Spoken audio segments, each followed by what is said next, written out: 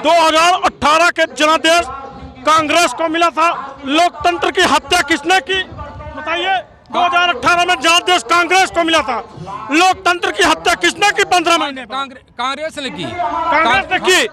कांग्रेस ने लोकतंत्र की हाँ की ना। मैं बताता हूँ, कांग्रेस नेता जब कांग्रेस से खुद खुश नहीं है, लोकतंत्र की हत्या किसने की? लोकतंत्र की हत्या यहाँ की हत्या के कोई सवाल ही नहीं उठता है। जनता तो देश का अपमान हुआ कि नहीं हुआ? मैं क्यों करूं? बना है। कांग्रेस का व्यक्ति जब खुद ही नाखुश है, उसमें लोकतंत्र की हत्या होने का कौन सा सवाल होता है? जब कांग्रेस का नेता जो पहले हुआ करता था वो जब नाखुश है, अपने सरकार के कामकाज से नाखुश है, इसमें लोकतंत्र की हत्या का सवाल कहां से होता है? वो अपनी मर्जी से आया है, ना कि उसको हमने बुलाया है। बोलते हैं ना कि मुखिया मुख सो चाहिए खान पान को एक, पाले पोसे सकलंग तुलसी सहित विवेक। माननीय आदरणीय कांग्रेस के टाइम में कमलनाथ जी मुख्यमंत्री रहे, अपने परिवार को समुचित रूप से नहीं चला पाए, अपने व्यवस्था के अनुरूप नहीं रख पाए, तो RBI reserve bank of India में एक आरटीआई लगाई गई। आरटीआई के बारे में आप भी जानते होंगे, सब भी जानते होंगे। आरटीआई के माध्यम से यह जानने की कोशिश की गई कि मोदी सरकार के शासनकाल में कितने उद्योगपतियों के ऋण माफ किए गए। तो इसका जब सवाल आया तो उसमें जवाब क्या लिखा था कि बीते 9 सालों में मोदी सरकार ने 25 लाख करोड़ उद्योगपतियों के ऋण माफ किए हैं। और जबकि इसकी तुलना कांग्रेस सरकार की जाए तो कांग्रेस सरकार ने बीते 10 सालों में, अपने 10 सालों के शासनकाल में 3 लाख करोड़ कुछ उद्योगपतियों के ऋण माफ किए थे। ये 25 लाख करोड़ मोदी सरकार उद्योगपतियों के जो ऋण माफ कर रही है, वो अमीरों के ऋण माफ करने की क्या आवश्यकता है? बताइए, किसानों के ऋण माफ करने के मामले में आप लीलापोती करते हो, अमीरों के ऋण माफ करने बड़े पैमाने पर अमीरों के ऋण माफ किए जा रहे हैं। इससे क्या गुनाह होने वाला? बताइए, कोई बताए, आप बताइए। क्या पूछ रहे हैं? बताइए, आप बताइए। ऐसा कुछ नहीं है, सब फर्जी है।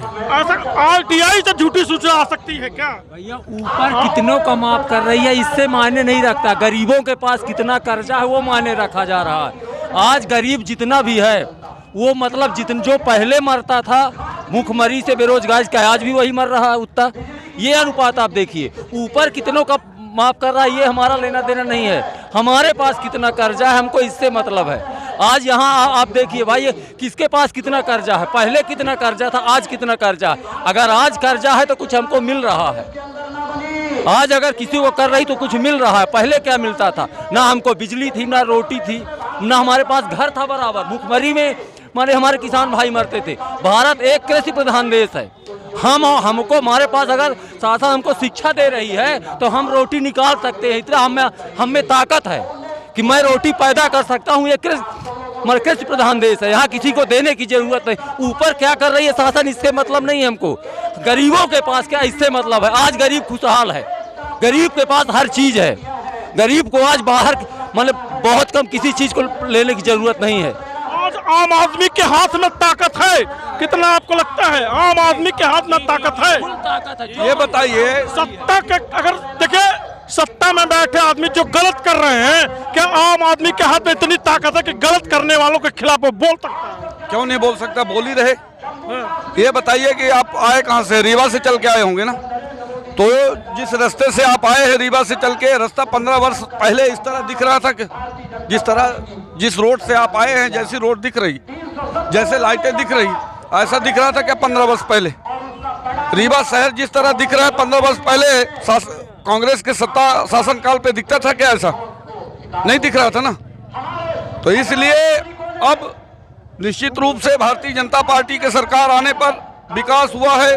लाइट ले लीजिए, बिजली ले लीजिए, पानी ले लीजिए, हर तरह से, हर दृष्टिकोण से। और रही बात कि भारतीय जनता पार्टी ने 15 वर्ष और 9 वर्ष का हिसाब ले रहे हैं ना, तो 60 वर्षों तक कांग्रेस की सत्ता रही, आज़ादी से लेके अभी तक। तो इसके पहले का हिसाब आप लोग कभी नहीं पूछे कांग्रेस से।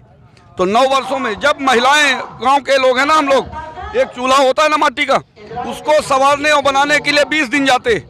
एक माली हालत थी हमारे प्रदेश की, हमारे देश की। उस माली हालत को अच्छा करने के लिए समय तो लगेगा। अब 9 वर्ष में हम पूरी तरह से गरीबी को मिटा नहीं सकते। धीरे धीरे भारतीय जनता पार्टी प्रयास कर रही और आगे हम इसे लेवल में लाएंगे। इसमें कोई शक नहीं है।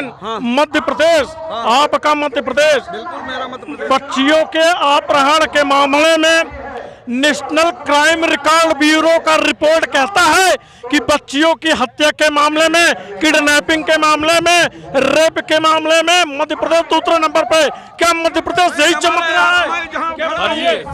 भारत सरकार की संस्था ये रिपोर्ट जारी करती है, वो संस्था झूठ बोलेगी? मामा जी यहाँ डायरेक्ट ऐसे कुकृत्य करने वालों के घरों में फांसी की सजा, सीधे फांसी की सजा बनाए हैं। 18 वर्ष से कम की कन्याओं के साथ जो दुष्कर्म करता है उसे सीधे फांसी की सजा और उसका नेस्तनाबूद। तो अपने मध्य प्रदेश में ऐसा नहीं है। बाकी इस मामले में पश्चिम बंगाल, केरल, अन्य राज्य सीधे जैसे पेशाब कांड पे बुलडोजर मध्य प्रदेश को दूसरा स्थान मिला उस रिपोर्ट में, तो अब किस आधार पर कहना ऐसा है? ये नहीं है। मुझे लगता है सरकार ही तो जारी करती वो रिपोर्ट जरूर जारी करती है, लेकिन अगर कोई कुकृत्य करता है, सरकार यदि कार्रवाई न कर रही हो तो कार्रवाई तो पहले से कितनी बेहतर कार्रवाइयां कर रही है। अपराध हो रहे, अपराध पूरी तरह से खत्म किसी भी कीमत में नहीं किए जा सकते, लेकिन अपराध होने के बाद कार्रवाइयां होती कि नहीं? अपराध हो, कार्रवाई न हो, सरकार उस पर ध्यान न रखे, सरकार कड़ी कार्रवाई न करे, तब दोषी है सरकार। क्या अपराध पर आपके मध्य प्रदेश में अपराध को लेकर त्वरित कार्रवाई, तुरंत सुनवाई होती है? तुरंत होता है, तुरंत उनको फांसी की सजा देने का प्रावधान है। क्या कांग्रेस के शासनकाल में नहीं होता था ऐसा, कांग्रेस के सत्ता पे कभी नहीं होता था ऐसा। राज्य है जिसमें दुष्कर्म, बच्चों के साथ दुष्कर्म करने वाले को सीधे फांसी की सजा देने का बिल बना हो, कानून बना है। ऐसा भारत के अंदर किसी राज्य में नहीं है कि 18 वर्ष से कम की कन्याओं के साथ दुष्कर्म करने वाले व्यक्ति को फांसी की सजा दिया जाए। लेकिन मध्य प्रदेश ऐसा राज्य है, गलत करता है कोई, अब आता है सामने, तुरंत उस पर कार्रवाई होती है, तुरंत उसे फांसी की सजा दी जाती है। पहले कांग्रेस के समय पहले हर एरिया में गुंडा होता था कि यहाँ फलाने की गुंडाई, वहाँ ठिकाने की गुंडाई। आज के समय में एक ही गुंडा है, वो है पुलिस। इससे स्पष्ट होता है कि भारतीय जनता पार्टी में की सरकार में जनता की चलती है, किसी गुंडा की नहीं चलती है। अब देखिए यूपी में देख लीजिए, एमपी में देख लीजिए, जितने आतताई हैं आज वो घर में दबे हुए हैं, दबके हुए हैं, ये नरेंद्र मोदी की और शिवराज सिंह चौहान की देन है। भाजपा बनाम कांग्रेस की सीधी लड़ाई में भाजपा का पलड़ा भारी है, ये है, ठीक है। 2018 के जनादेश कांग्रेस को मिला था। लोकतंत्र की हत्या किसने की बताइए? 2018 में जनादेश कांग्रेस को मिला था। लोकतंत्र की हत्या किसने की? 15 महीने कांग्रेस ने की, कांग्रेस ने लोकतंत्र की हाँ की ना। मैं बताता हूँ, कांग्रेस के नेता जब कांग्रेस से खुद खुश नहीं है, लोकतंत्र की हत्या किसने की? लोकतंत्र की हत्या यहाँ की हत्या के कोई सवाल ही नहीं उठता है। जनता तो देश का अपमान हुआ कि नहीं हुआ? मैं क्यों करूं? बना है। कांग्रेस का व्यक्ति जब खुद ही नाखुश है, उसमें लोकतंत्र की हत्या होने का कौन सा सवाल होता है? जब कांग्रेस का नेता जो पहले हुआ करता था वो जब नाखुश है, अपने सरकार के कामकाज से नाखुश है, इसमें लोकतंत्र की हत्या का सवाल कहां से होता है? वो अपनी मर्जी से आया है, ना कि उसको हमने बुलाया है। बोलते हैं ना कि मुखिया मुख सो चाहिए खान पान को एक, पाले पोसे सकलंग तुलसी सहित विवेक।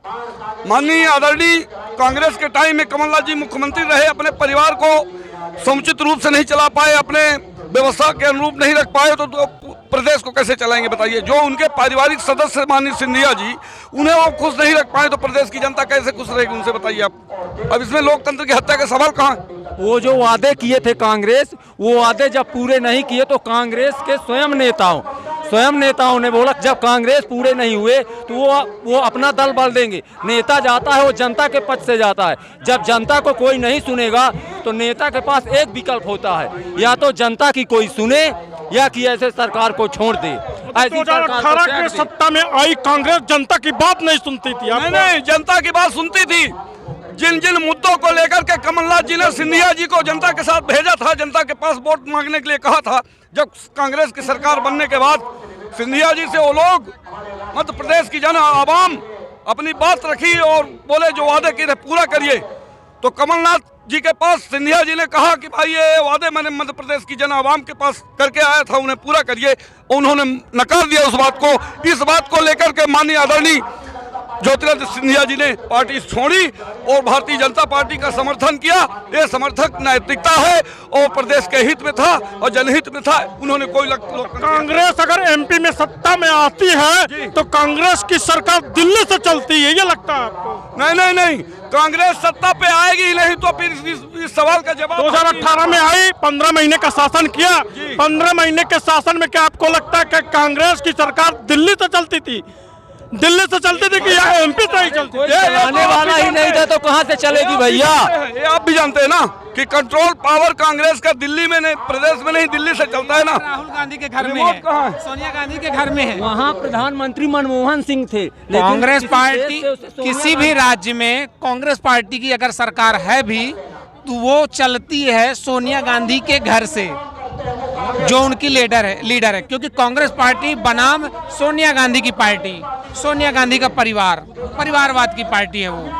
अब परिवारवाद की पार्टी, परिवारवाद तो बीजेपी में भी है ना? नहीं है, ऐसा नहीं है, ऐसा नहीं जो नहीं है। अमित शाह का लड़का जैसा बीसीसीआई सचिव कैसे बन गया? ये बताइए, जो पिता नेतागिरी कर रहा है या राजनीति कर रहा है या लोग जनता की सेवा कर रहा है तो उसका पुत्र क्यों न चाहे कि मैं भी जनता की सेवा करूं? ये ऐसे परिवारवाद नहीं करते। परिवारवाद उसे कहते हैं जो अभी तक हुआ है। इंदिरा जी अध्यक्षा बने रही गई, फिर राजीव गांधी अध्यक्ष बने रहे, फिर सोनिया गांधी अध्यक्ष बने रहे, मतलब सारी अध्यक्षता अपने पीढ़ी दर पीढ़ी। लेकिन ऐसा भारतीय जनता पार्टी में नहीं है। पहले जनता पार्टी में कार्यकर्ता की पार्टी है, ये संगठन कार्यकर्ता चलाते हैं, पार्टी को चलाने वाला कार्यकर्ता है।